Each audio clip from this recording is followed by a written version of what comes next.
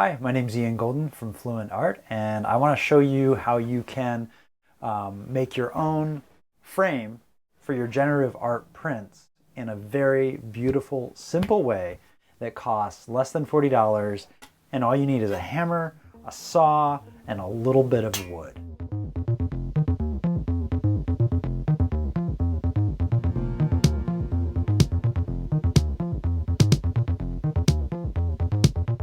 If you're like me, you've started collecting prints and plots of your favorite generative art pieces, and you're probably trying to figure out a way to hang them in a way that's beautiful, interesting, and modern.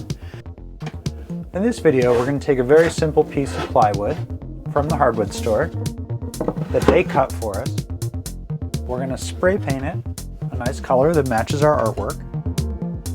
We're going to put some wood around the edges, creating a nice frame, and then we're going to mount our artwork to the wood using non-permanent tack.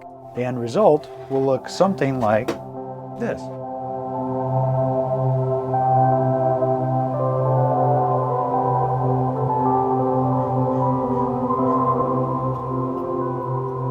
So today I'm going to be framing these two pieces from my First Drops collection.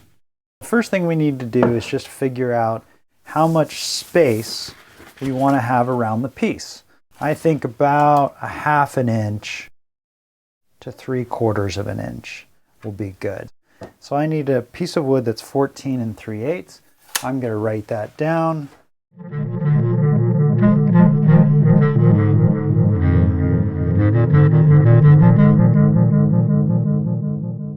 So almost any hardware store you go into is going to have a scrap wood section, and this is where the cheapest stuff is. One thing to keep in mind is the surface. A lot of this stuff is really rough and won't look very good when it's spray painted. Some of it is much smoother. Birch is usually the best, and that's what I'm going to go after. The sweet spot is 3/8 birch, but some 1/2 inch classic ACX will also work.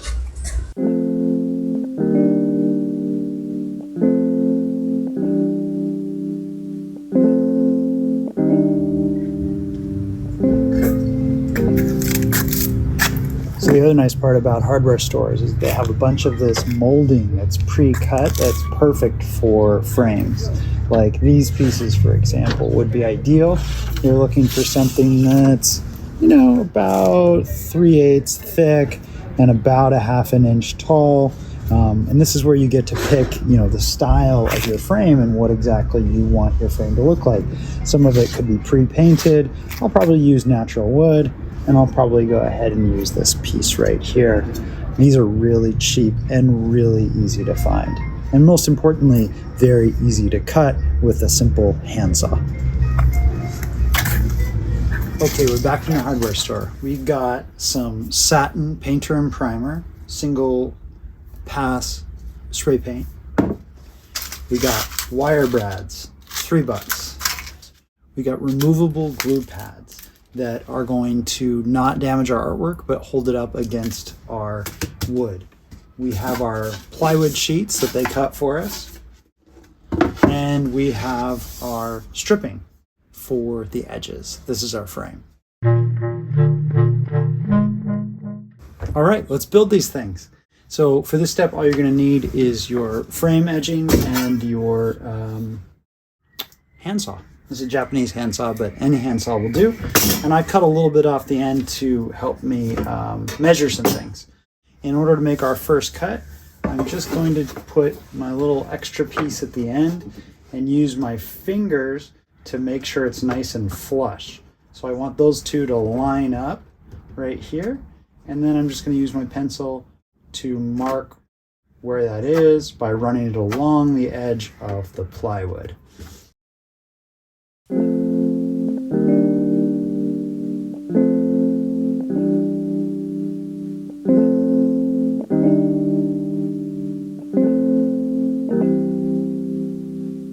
There's two ways to do this. You can either do a cap, where you put caps on, or you can sort of continue around where each one is an elbow joint. And either one works. I think the elbow joint is a little bit more modern and interesting looking. Now that I've cut my pieces, I'm just going to check that everything fits, and I'm going to do this interlocking L pattern that I think looks pretty good and is going to be easy to fix problems later. Now I'll go spray paint this and then we'll nail it all together. Okay, now it's time to put our frame around the edges. And to do that, we just need to nail this wood right on here.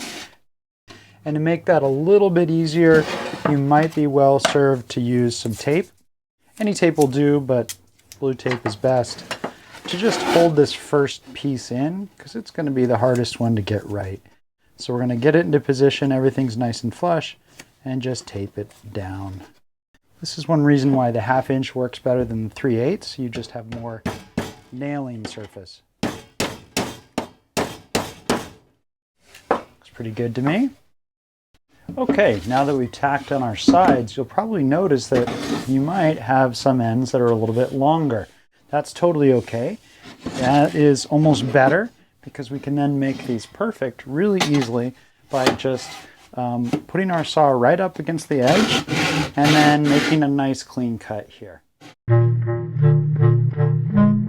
So the final thing you can do if you have some sandpaper on hand, if you want to soften up these edges, is just to take the sandpaper at an angle and rub it along the side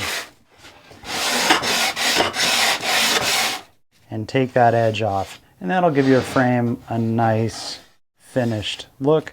You can also take that same sandpaper and make sure these ends are nice and flush, and in a few minutes just make the whole thing really nice and pretty.